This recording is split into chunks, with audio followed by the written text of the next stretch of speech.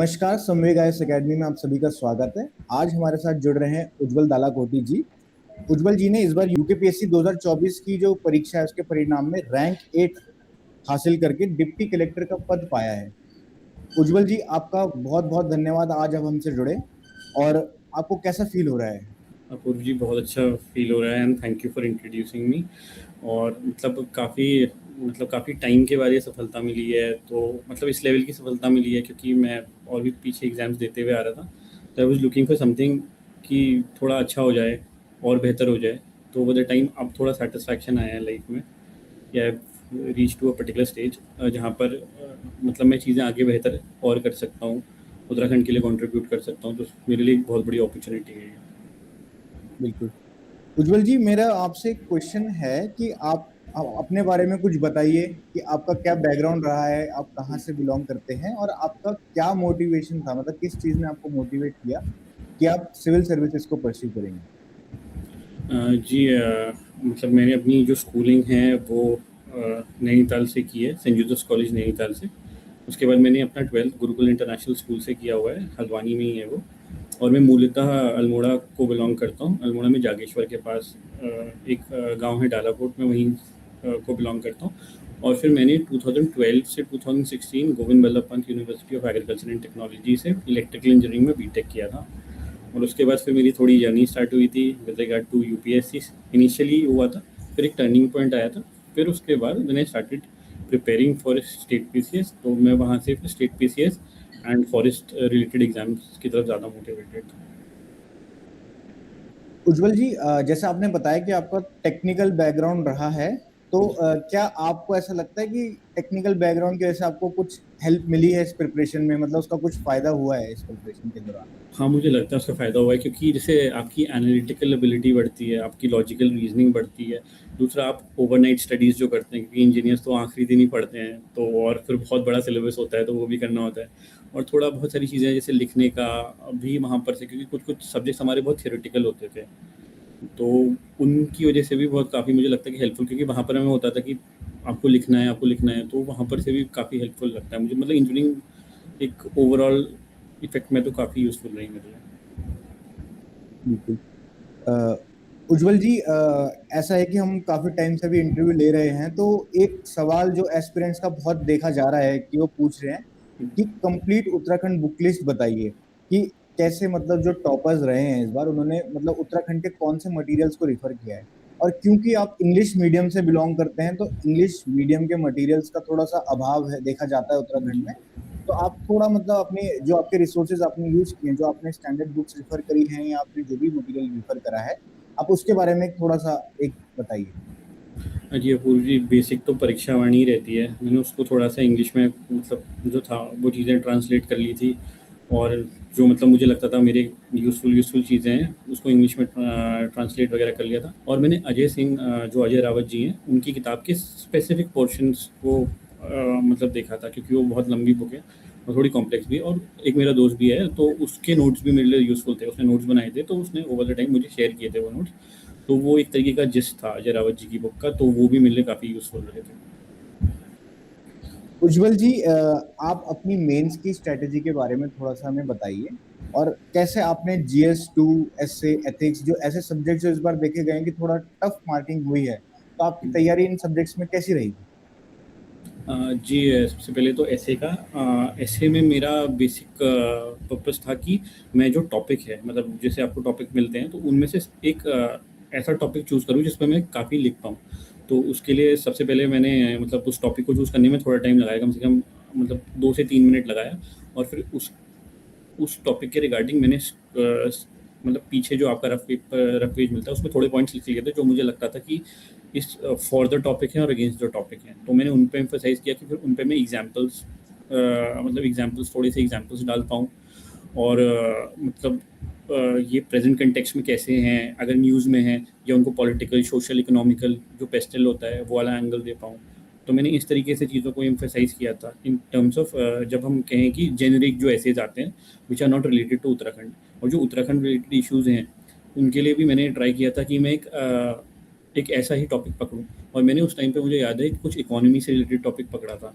तो वहाँ पर मैंने उत्तराखंड की जो हिल और प्लेन जो डिवाइड है उसमें इनकम इनइक्वालिटी का केस पकड़ा था। उसमें फिर टूरिज़्म कैसे हेल्प कर सकता है, टूरिज़्म कैसे एक लॉजिस्टिक सप्लाई चेन भी डेवलप कर सकता है। दो हमारे पास इंफ्रास्ट्रक्चरल बॉटलनेक्स हैं क्योंकि ज्योग्राफिकल स्टेट है हमारा, तो उन चीज़ों को मैंने एम्फसाइज़ करते हुए जो लोकल प्रॉब्लम्स हैं उनको भी एड्रेस किया था और बताया था कि किस तरीके से चार धाम जो प्रोजेक्ट है वो उत्तराखंड को हेल्प कर सकता है, किस तरीके से जो रेल प्रोजेक्ट है वो उत्तराखंड को हेल्प कर सकता है। तो मतलब एक होलिस्टिक कवरेज देने की कोशिश की थी व्हेन इट कम्स टू ऐसे।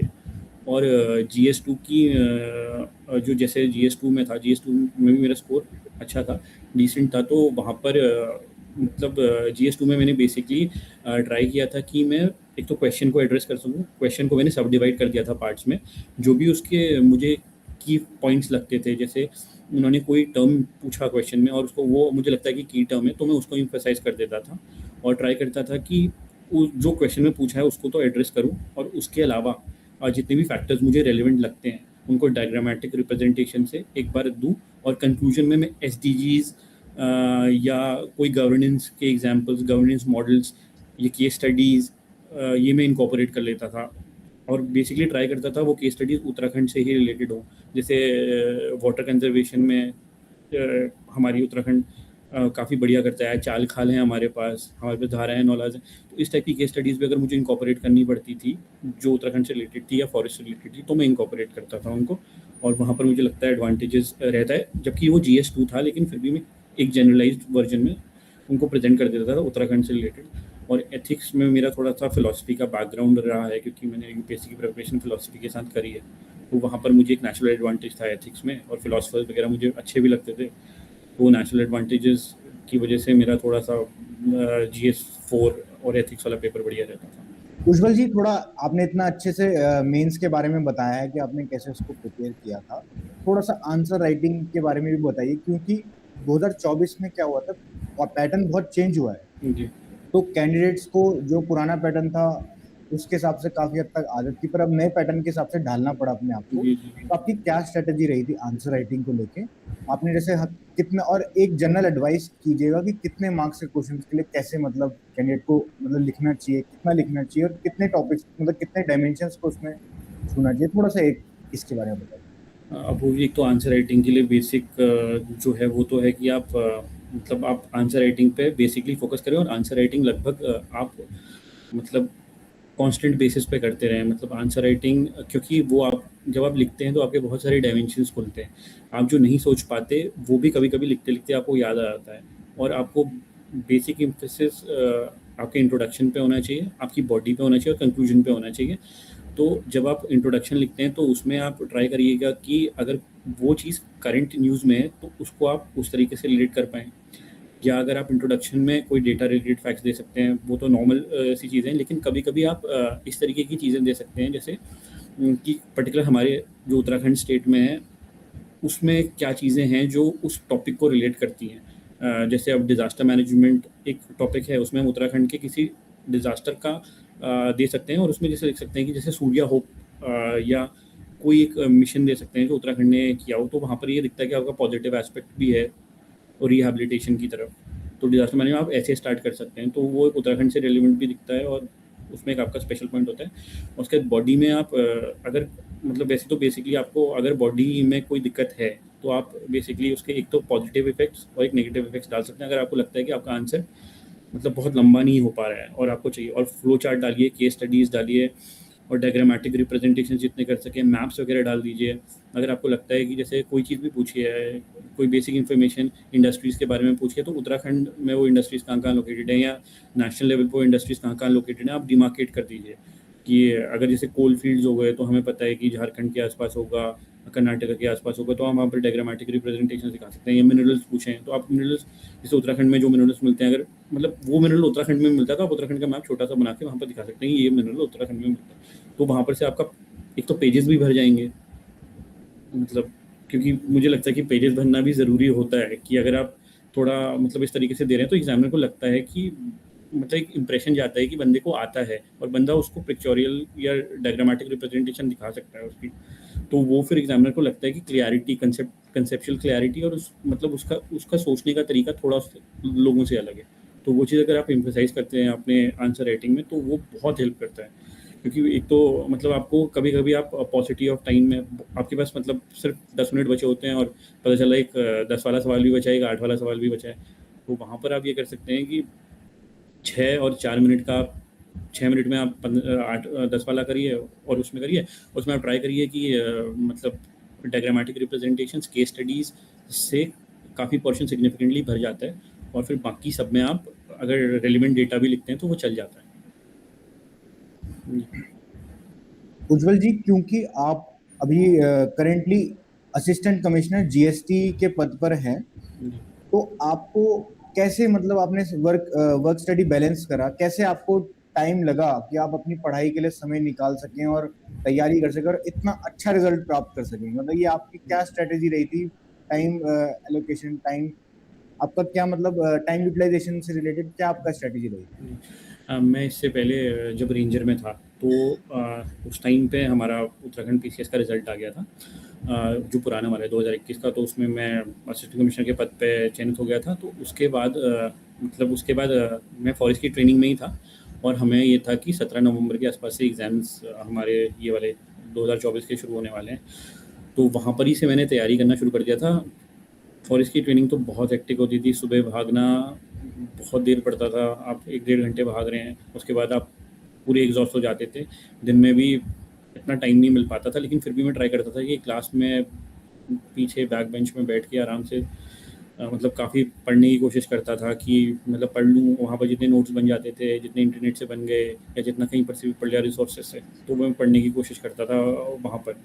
तो वहाँ पर वही था कि टाइम मैनेजमेंट बहुत ज़्यादा ज़रूरी था, क्योंकि टाइम बहुत कम होता था और उसके बाद आपने पर्टिकुलरली रिसोर्सेज डिफाइन किए थे जिनसे आपको पढ़ना है। वहाँ पर मैंने लेकिन ये कर लिया था, मैंने उत्तराखंड काफ़ी सही तरीके से कर लिया था। वेरियस बुक से भी कर लिया था, मेरे दोस्तों के नोट्स वगैरह थे, तो उनसे भी मैंने वैल्यू एडिशन कर लिया था। इकोनॉमिक सर्वे मैंने अच्छे से कर लिया था, बजट वगैरह मतलब ये सब चीज़ें मैं अपनी फॉरेस्ट की ट्रेनिंग में ही निपटा ली थी। मतलब जो मुझे था कि उसके बाद वो डिले हुआ था मतलब अपना ये इस बार का 2024 का पीसीएस, तो उसका मतलब ज़्यादा मुझे फ़र्क नहीं पड़ा, क्योंकि मैंने तब तक का चीज़ें अपनी मतलब हिसाब से काफ़ी अच्छी तक का कर ली थी और मैंने यूपी पीसीएस के भी सवाल जो पुराने थे हमारी प्रीवियस ईयर्स के थे वो सब देख लिए थे और मतलब तो मेरी प्रिपरेशन तब तक लगभग हो चुकी थी। उसके बाद जब मैं नैनीताल गया था तो फिर मैंने उस टाइम पे हिंदी पे एम्फेसाइज़ किया, क्योंकि मेरी हिंदी बहुत बेहतरीन नहीं थी, तो मुझे हिंदी पे एम्फेसाइज़ करना ही था, तो मैं वहाँ पर हिंदी पे फोकस करता था। और बाकी सब तो मेरा थोड़ा बहुत रेडी था, तो वहाँ पर इतना ज़्यादा फोकस नहीं करता था, लेकिन उत्तराखंड में कॉन्स्टेंटली पढ़ता रहता था, क्योंकि वो बहुत ज़्यादा ज़रूरी थी। मुझे पता था 2 पेपर हैं, उनका वेटेज भी काफ़ी है और उत्तराखंड डिसाइडिंग फैक्टर भी हो सकता है इन एंड आउट की रेस में। तो वहाँ पर उत्तराखंड में पढ़ता था और जीएस 1, 2, 3, 4 मेरा पुराना एक्सपीरियंस भी था लिखने-विखने का, तो वहाँ पर मैं थोड़ा कॉन्फिडेंट था। लेकिन मतलब उत्तराखंड पढ़ना बहुत ज़्यादा रेलेवेंट था और हिंदी वो मेरा सही डिसीजन था, तो वो उसकी वजह से थोड़ा क्या काफ़ी हेल्पफुल रहा और तो मतलब ठीक-ठाक नंबर आ गए मेरे एग्ज़ाम्स में। उज्जवल जी, आप ऐसी बताइए कि आपकी जो इंटरव्यू का एक्सपीरियंस रहा है जी। इस बार, वो कैसा रहा और आपकी क्या एडवाइस है कि मतलब जो स्टूडेंट्स हैं उनको फॉलो करना चाहिए इंटरव्यू की प्रिपरेशन के दौरान? मेरा इंटरव्यू का एक्सपीरियंस थोड़ा मिक्स टाइप का था। कुछ क्वेश्चंस मुझसे करंट से पूछे गए थे, कुछ इकोनॉमिक्स से भी पूछे गए थे, जैसे डेफिसिट फाइनेंसिंग मुझसे पूछा गया था, बजट से रिलेटेड पूछा गया था वहाँ पर तो, और जीएसटी डोमेन जो मेरी थी उससे सिर्फ एक ही सवाल था with regard to fake invoicing था, वो तो मैंने अच्छे से आंसर कर लिया था। लेकिन उत्तराखंड के करंट अफेयर्स से काफ़ी सवाल थे मेरे से।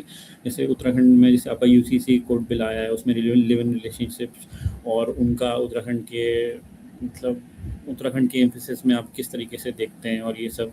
और वही था कि आप अपने मतलब वर्क लाइफ बैलेंस कैसे करते हैं, क्योंकि अब और अगर आप नई सर्विसेज में चले जाते हैं तो किस तरीके से। और कुछ क्वेश्चन थोड़े मतलब वैसे भी थे जो मुझे मतलब आउट ऑफ द बॉक्स थे मेरे लिए, जैसे ईरान का disaster management specifically with regard to 2019 में उन्होंने कुछ डिज़ास्टर मैनेजमेंट के लिए कुछ किया था, तो मेरी कोई अवेयरनेस नहीं थी उसके रिगार्डिंग। और फिर कुछ क्वेश्चंस और भी थे मतलब जो जैसे क्रिकेट के रिगार्डिंग थे, बहुत फैक्चुअल क्वेश्चंस थे। तो क्रिकेट मेरी हॉबी थी, मैंने उनको बताया था, लेकिन उन्होंने मुझसे बॉल का वेट वगैरह इस टाइप की चीज़ें मतलब पूछ ली थी। और कब वो आपका ओलंपिक्स में इंट्रोड्यूस हुआ था सबसे मतलब वो एक बार ओलंपिक्स में रह चुका है क्रिकेट, वो मुझे कब रह चुका है और अगली बार कब, मतलब अब उसको ओलंपिक्स में इंट्रोड्यूस करने की बात कर रहे हैं, तो कब इंट्रोड्यूस करने की बात। तो वो थोड़े फैक्चुअल क्वेश्चन से तो मेरे को अच्छे से नहीं पता था उनके बारे में, तो I said no to them multiple times. तो यही है कि अगर आप जो आपकी हॉबीज़ हैं उसका थोड़ा बहुत देख लीजिए, क्योंकि अब थोड़े वो डायमेंशंस भी अब इंटरव्यू में खोले जा रहे हैं, नए नए डायमेंशंस की वो ट्राई कर रहे हैं कि मतलब, क्योंकि वो सबसे क्वेश्चंस वो मतलब एक एक से क्वेश्चन हो जाए सबसे, तो वो हॉबीज़ वॉबीज़ भी थोड़ा बहुत पूछ ले रहे हैं। तो अभी कुछ हैं तो वो ही आप हॉबीज़ वॉबीज़ पे भी थोड़ा बहुत देख लीजिए। और वही इकोनॉमिक सर्वे बजट तो आप उत्तराखंड का करिए ही, और उत्तराखंड की कुछ जो थोड़े बहुत टेम्पल्स वगैरह हैं या उत्तराखंड की पर्सनैलिटीज़ हैं उनको थोड़ा देख लीजिए। और करंट अफेयर्स उत्तराखंड के कि क्या चल रहा है, कौन सी स्कीम चल रही है, कौन सी स्कीम उत्तराखंड के लिए अभी रेलिवेंट रहेगी, और कौन सी हिल सेंट्रिक डेवलपमेंट में फ़ायदेमंद रहेगी, ये सब चीज़ें तो मतलब आपको अच्छे से ही देखनी चाहिए। बहुत अच्छी मतलब कॉम्प्रिहेंसिव आपने एडवाइस दी है, और मतलब जी आपका अच्छा एक्सपीरियंस रहा है काफी। जी जी उज्जवल जी, मेरा अगला सवाल आपसे ये है कि आपको लगभग 10 साल हो गए हैं तैयारी करते हुए, जी जी। तो इस लंबे समय में आपने अपने आप को कैसे मोटिवेटेड रखा, कैसे अपनी कंसिस्टेंसी बना के रखी, उसके जी। बारे में थोड़ा एडवाइस दीजिए। 2016 से मेरी जर्नी स्टार्ट हुई थी। मतलब मैंने प्रिपरेशन स्टार्ट की थी, पहले मैंने सिविल सर्विसेज की प्रिपरेशन स्टार्ट की थी। वहाँ मैंने यूपीएससी के 2 इंटरव्यूज़ भी दिए थे, और 4 अटेम्प्ट्स दिए थे उस टाइम पे 2020 तक का, तो I wasn't successful in that those attempts. उसके बाद मेरे पिताजी की डेथ हो गई थी, तो फिर चीज़ें पूरी मतलब टर्निंग पॉइंट्स से मिले, क्योंकि फिर मैं मतलब 4 साल से मेरी नौकरी भी नहीं लगी थी, और मतलब मेरी माताजी तो नौकरी में थी, वो कुछ बोलती नहीं थी और बोलती थी कि मतलब कम से कम पढ़ तो रहे हो ना, मतलब अभी नहीं होगा तो भगवान कभी तो देगा ही। हर टाइम वैसा नहीं रहता जैसा होता है, तो चीज़ें थी कॉम्प्लेक्सिटी पे। मेरे भाई ने भी काफ़ी ज़्यादा सपोर्ट किया, मेरे फ्रेंड्स भी मुझे सपोर्ट करते थे कि भाई कोई नहीं, मतलब हो जाएगा, ठीक है, मतलब भगवान ने कुछ ना कुछ तो अच्छा ही सोचा होगा। और ये बैक ऑफ द माइंड भी था मेरे कि मतलब कुछ ना कुछ तो ऐसा होगा, मतलब कि जहाँ पर भगवान हेल्प करेंगे, ये सब वो सब। तो मतलब विश्वास था, खुद पे भी विश्वास था और भगवान पे ज़्यादा था कि चीज़ें चल रही हैं लेकिन चीज़ें बेहतर होंगी। उसके बाद 2021 में ईसीएफ आया था, तो मैंने ईसीएफ की प्रिपरेशन स्टार्ट कर दी थी। मेरे पिताजी और माताजी फॉरेस्ट में ही थे, तो मेरे लिए एक नेचुरल एडवांटेज था कि, और मुझे, मैं नैनीताल में ही पला बड़ा था, तो मुझे फॉरेस्ट की सर्विसेज का अलग सा क्रेज़ था, मतलब मुझे करनी थी फॉरेस्ट की सर्विसेज। तो मैंने एसीएफ के लिए प्रिपेयर किया था, और एसीएफ के लिए मेरा फॉरेस्ट्री रहा था ऑप्शन। तो वहाँ पर बड़ा सही था, मतलब मेरे मार्क्स वगैरह भी अच्छे आए थे, बस काफ़ी 7 नंबर से मैं उस टाइम पे कट ऑफ मिस कर गया था। तो उस टाइम पे मैं सर से जुड़ा था, मतलब इंटरव्यूज़ के टाइम पे मैंने सर से काफ़ी ज़्यादा गाइडेंस ली थी, और सर ने मुझे काफ़ी कुछ चीज़ें बताई थी। उस टाइम मेरे इंटरव्यूज़ में काफ़ी अच्छे मार्क्स थे, मतलब तो उस टाइम पे काफ़ी सही था। फिर उसके बाद फिर मैंने रेंजर की भी तैयारी की थी, और सबसे मेरा पहला एग्ज़ाम जो था जिसमें मुझे सफलता मिली, उसमें मेरी रैंक भी अच्छी थी, मेरी दूसरी रैंक थी। तो वहाँ पर भी था, मैं सर के संग उस टाइम पे भी इंटरव्यू प्रोग्राम में जुड़ा हुआ था। तो वहाँ पर सबसे बड़ा ब्रेक थ्रू था, 9 नवंबर को मेरा रिजल्ट आया था। तो वो मेरे लिए सबसे बड़ा दिन था कि मतलब इससे भी ज़्यादा खुशी शायद कह सकता हूँ उसी टाइम पे हुई थी, क्योंकि वो ऐसा मोमेंट था, क्योंकि आप एक बेरोज़गारी के फेज़ से चल रहे हो, आप 7 साल से आपको कुछ भी हासिल नहीं हुआ, उसके बाद आपकी नौकरी लगती है तो आपको मतलब अलग सा ही लगता है, तो वो इमोशनल था। और उसके बाद फिर मेरा लोअर पीसीएस में भी हुआ था, और लोअर पीसीएस के बाद फिर अपर पीसीएस का रिजल्ट आ गया था। मैंने इंटरव्यू की प्रिपरेशन अपनी रेंजर की ट्रेनिंग में ही की थी, और रेंजर के दोस्तों ने भी काफ़ी सपोर्ट किया था, मतलब साथ में बातचीत करना, ये सब करना। और उसके बाद फिर मेरे जब उत्तराखंड का भी रिजल्ट मेरा उस टाइम पे पॉजिटिव आया था, मैं असिस्टेंट कमिश्नर बना था उसमें। और उसके बाद आपका 2024 का जो वो था, उस टाइम पे भी हमारा पेयर ग्रुप्स वगैरह बन गए थे, मेरे साथ में दोस्त जैसे सिमरन, अभय, पवन भंडारी जी हो गए। तो इन सब लोगों के साथ जितना भी हो सकता था मैं इनसे बोलता था आंसर वांसर देख लो, चेक कर लो। तो ये लोग साथ में आंसर वांसर चेक कर लेते थे। तो मेरे रेंजर के ग्रुप में तो काफ़ी सपोर्टिव रहे हैं, और उससे मुझको काफ़ी फ़ायदा भी रहा, मतलब। और अभी भी हम लोग बढ़िया तरीके से टच में हैं, और उनका तो जर्नी में बहुत यूज़फुल है। और मेरे ब्रदर ने भी मेरे को काफ़ी हेल्प किया, मतलब एग्ज़ाम्स वगैरह में वो मतलब बहुत ज़्यादा सपोर्ट करता था कि होगा होगा होगा। ये वाली चीज़ मेरे लिए काफ़ी ज़्यादा मतलब वो रही। तो ये जर्नी थोड़ी-सी वैसी रही है, और माताजी का तो अलग ही योगदान रहा है, खैर वो तो अलग ही है। तो मतलब ओवरऑल बहुत अच्छी जर्नी रही, और सर का भी काफ़ी योगदान रहा। मैं सर से टच में रहा तो सर हमेशा मोटिवेट ही करते थे कि मतलब आज नहीं तो कल होगा, लेकिन होगा ज़रूर करके। तो सर वो काफ़ी सही रही जर्नी। काफी अच्छी जर्नी आपकी रही है, और इस जर्नी का एक बहुत अच्छी हैप्पी एंडिंग आपको मिल रही है। कि जी, जिस चीज के लिए आपने इतनी मेहनत करी, इतने साल आपने 10 साल परिश्रम किया है और आज जी, आपको डिप्टी कलेक्टर का पद, मतलब इतना सम्मानित पद आपको मिला है, तो उसके जी। लिए मेरी तरफ से आपको बहुत बहुत बधाई। Thank you so much Apoorva जी। अब क्योंकि आपकी इतनी मतलब लंबी जर्नी रही है, इतने सारे एग्जाम्स के साथ आपका एक्सपीरियंस रहा है, तो आप एक क्या एडवाइस, मतलब आपका क्या सक्सेस मंत्र था कि आप क्या एडवाइस करेंगे इन सभी एस्पिरेंट्स को जो आज हमें देख रहे हैं? मेरा तो यही था, हार्ड वर्क और कंसिस्टेंसी। मतलब अगर आप कंसिस्टेंट रहेंगे, मतलब अगर आप चीज़ें मतलब बैक टू बैक करते रहेंगे। जैसे मैं आंसर राइटिंग पे बहुत फोकस करता था, मतलब मैं आंसर राइटिंग जब भी मुझे कोई क्वेश्चन मिलता था, अब मतलब मुझे लगता था जैसे यूपीपीसीएस के पूछे जाते थे, अब उस टाइम पे तो हम दे भी नहीं रहे थे यूपीएससी भी, मतलब मैं आउट ऑफ द साइकिल हो चुका था, लेकिन मैं मुझे जो लगता था मेरे हिसाब से रेलिवेंट क्वेश्चन है तो मैं वो लिखता था। मुझे लगता था कि इस टाइप के क्वेश्चन कुछ पूछे जाएंगे। जैसे मेरा GS3 मतलब अच्छा नहीं था, इकोनॉमिक्स इकोनॉमिक्स वाला, तो उस पर भी मैंने काफ़ी काम किया था। और तो मतलब मेरी यही एडवाइस है कि जो आपके वैसे सेक्शंस रहे हैं जहाँ पर आपको लगता है कि आप बहुत अच्छे से नहीं कर पाए हैं या आपको इम्प्रूव करना है, तो उसमें आप बहुत सारे रिसोर्सेज का यूज़ कर सकते हैं और आप एक कॉम्पोजिट अपनी नोट्स बना सकते हैं जो आपको through out your preparation help करेंगे। मैंने भी अपने GS3 के लिए यही किया था। मेरा अच्छा नहीं था तो मैंने अपने कॉम्पोजिट नोट्स बनाए थे और वो नोट्स को मैं GS3 से पहले रेफ़र कर लेता था। GS2 मेरा अच्छा था, GS4 मेरा अच्छा था, तो मैं उन पे बहुत ज़्यादा इम्फेसिस नहीं करता था। उन पे मुझे कॉन्फिडेंस होता था, कम भी पढ़ा है तो मैं लिख लूँगा करके। और GS1 हिस्ट्री वाला पोर्शन मेरा ठीक-ठाक था। तो मेरी जो मेरा एक लैक्यूना था उसके लिए मैंने अच्छे से तैयारी की थी। वही मैंने हिंदी में भी किया था क्योंकि हिंदी में मेरा लैक्यूना था। तो मैंने वहाँ बहुत एम्फसाइज़ किया था कि तो मतलब आपको गलतियाँ या आपकी जो कमियाँ हैं वो पहचानना बहुत ज़्यादा ज़रूरी है।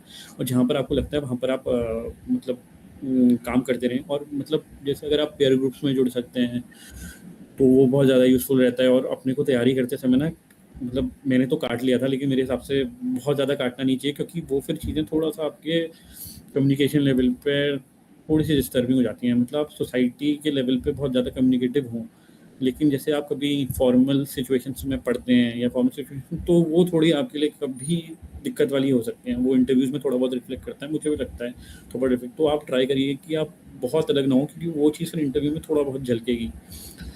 तो आप सोसाइटी से जुड़े रहें। और अब तो उत्तराखंड का वेटेज बहुत बढ़ गया है, तो उत्तराखंड पे एम्फसाइज़ करना बहुत ज़्यादा ज़रूरी है। तो आपको डेली उत्तराखंड में पढ़ना चाहिए। और उत्तराखंड में जो आपकी प्रैक्टिकल नॉलेज है, मतलब जो लोग उत्तराखंड से हैं वो समझ पाएंगे कि प्रैक्टिकल नॉलेज बहुत काम आती है, क्योंकि आप बहुत सारी चीज़ें ऐसी लिख सकते हैं जो आपको डेली लाइफ में दिखती हैं, और या डेली लाइफ में आप समझ पाते हैं, या डेली लाइफ में आप मतलब आप फेस भी करते हैं या आपको दिखता है। तो वो चीज़ें आपको अपने आंसर राइटिंग में पक्का इनकॉर्पोरेट करनी चाहिए। मैप्स, डायग्राम्स उत्तराखंड के, तो जहाँ पर भी क्वेश्चन आपको लगे वहाँ उत्तराखंड का एक मैप बना दो। और थोड़ा बहुत जो आपको उससे क्वेश्चन से रिलेवेंट लगता है, जैसे इंडस्ट्रियल अगर उन्होंने बोला MSME सेक्टर कहाँ पर के ग्रोथ के लिए हो सकते हैं, तो आप बता सकते हैं कि हॉर्टिकल्चर सेक्टर में MSME हो सकता है। तो एक फ्रूटेज ब्रांड है जो इधर कुमाऊं साइड में काफ़ी ज़्यादा है, तो आप एक फ्रूटेज ब्रांड का एग्जाम्पल ले सकते हैं। अभी जैसे पौड़ी गढ़वाल से नमक वाली थी, तो वो उनको आप एम्फसाइज कर सकते हैं, तो उनकी आप पोजीशन बता सकते हैं। जैसे फुटेज की पोजीशन आपकी भीमताल के साइड पे है और नैनीताल में भी है, और नमक वाली आप पौड़ी गढ़वाल में बता सकते हैं। ऐसे करके अवनी एक फाउंडेशन है, वो देहरादून में है। और मतलब तो इस तरीके से आप उनको डायग्राम्स में रिप्रेजेंट कर सकते हैं। नहीं है तो आप एक अवनी वाली की केस स्टडी लिख सकते हैं। और एक हेस्को हो गया, ऐसी जो ऑर्गेनाइजेशन है आप इनके बारे में जानिए और इनके बारे में इनकी केस स्टडीज़ लिख दीजिए। तो एग्जामिनर अगर ये सब चीज़ें देखता है तो उसको लगता है कि हाँ, बंदे को मतलब रूट्स की भी नॉलेज है, तो वो फिर आपको रिवॉर्ड पक्का करेगा आपके आंसर शीट में। उज्जवल जी, मेरा आपसे आखिरी क्वेश्चन यही है कि आप अपनी इस जर्नी के किस पड़ाव पर संवेग से जुड़े जी। और आपका कैसा यहाँ पे एक्सपीरियंस रहा है? मैंने जैसे आपको पहले ही बताया था, मैं ACF के इंटरव्यू से सर से जुड़ा। और सर ने काफ़ी मोटिवेट किया मुझे। उस टाइम पे मैं बहुत नया नया था, मतलब मेरे को स्टेट पीसीएस का ज़्यादा कुछ पता भी नहीं था, मतलब क्योंकि जो बेसिक नॉलेज होती है जीएस के और उन सब की तो थी, लेकिन किस तरीके से स्टेट एग्जाम्स निकालते हैं, क्योंकि इनका स्टेट एग्जाम्स निकालने का डायरेक्शन काफ़ी अलग है। और उस टाइम पे मुझे काफ़ी हेल्प मिली थी सर से, क्योंकि मेरे इंटरव्यू के मार्क्स भी काफ़ी बढ़िया थे और मैं काफ़ी कॉन्फिडेंट भी था, और मुझे उत्तराखंड की नॉलेज भी काफ़ी थी। और उस टाइम पे फॉरेस्ट स्पेसिफिक नॉलेज चाहिए थी, तो मैंने सर से कुछ डोमेन्स पूछे थे कि क्या क्या मैं किन चीज़ों पे एम्फसाइज करता हूँ। जो सर ने बताया तो काफ़ी डोमेन्स वो इंटरव्यूज़ में आए थे, तो मेरे लिए काफ़ी यूज़फुल रहा था। फिर मैं रेंजर में गया था, और फिर रेंजर में उस टाइम पे नौकरी वोकरी भी नहीं थी, तो मतलब मेरी तो बहुत ही हालत मतलब वैसी थी कि मतलब, तो उस टाइम पे सर ने काफ़ी हेल्प की थी। सर ने मोटिवेट किया था कि मतलब कर सकते हो, बस ये मत सोचो कि जैसा पुराना हुआ ACF कम नंबर से रह गए हो गए, वो अब पुरानी बातें हैं, मतलब उन्होंने बोला था। और जो नई बात है वो एम्फसाइज़ करने की ज़रूरत है। तो वहाँ पर एक मोटिवेशन था मेरे लिए। और फिर पीसीएस के इंटरव्यू में मैंने सर से हेल्प की थी 2021 वाले में, तो वहाँ पर भी सर ने हेल्प की थी काफ़ी ज़्यादा। और 2024 में भी मैं मतलब इंटरव्यू प्रोग्राम तो ज्वाइन नहीं कर पाया क्योंकि मेरा शेड्यूल बहुत ही ज़्यादा वैसा था। लेकिन फिर भी सर से मैंने एक बार बात कर ली थी थोड़े टाइम पहले, तो वहाँ पर मेरा थोड़ा-सा हो गया था कि चलिए मतलब मैं मैनेज कर लूँगा। मेरे इंटरव्यूज़ के लिए बहुत कम टाइम मिला था। तो लेकिन फिर भी मतलब ओवरऑल मेरा बहुत अच्छा एक्सपीरियंस है। सर काफ़ी सपोर्टिव और हेल्पफुल हैं। सर टाइम-टाइम पे मैसेज करते रहते थे कि प्रिपरेशन ठीक-ठाक चल रही है और वो सब। तो सर वो हमेशा मोटिवेटिंग फैक्टर रहता था कि कोई है जो आपको हमेशा पूछ रहा है और वो पुश कर रहा है कि और वो चाहता है कि आप सही जगह पे पहुँचे। तो सर वो बहुत था। और मेरे साथ वाले जैसे समरन हो गए, अभय हो गए, तो ये भी सर से जुड़े हुए थे। तो इन लोगों की वजह से भी थोड़ा सर से अटैचमेंट था मेरा कि साथ वाले जुड़े हुए हैं और वो बताते रहते थे। और सर के थोड़े बहुत नोट्स वहाँ से भी मिलते रहते थे, मैं उन लोगों से बोलता था। तो वो लोग वहाँ से मतलब थोड़ी बहुत चीज़ें मुझे रिसोर्सेज भी प्रोवाइड करते थे। तो सर ओवरऑल बहुत बढ़िया एक्सपीरियंस था मतलब सब मिल के साथ से। उज्जवल जी, आपका बहुत बहुत धन्यवाद, आज आप हमसे जुड़े और हमारे माध्यम से आपने आज इतनी मतलब महत्वपूर्ण गाइडेंस सभी एस्पिरेंट्स को दी है और अपनी जर्नी हमारे साथ शेयर की है। आपका बहुत बहुत धन्यवाद और आपके फ्यूचर के लिए हमारी शुभकामनाएं आपके साथ। जी Apoorva ji, thank you so much Apoorva ji, and thank you sir को भी, थैंक यू सो मच।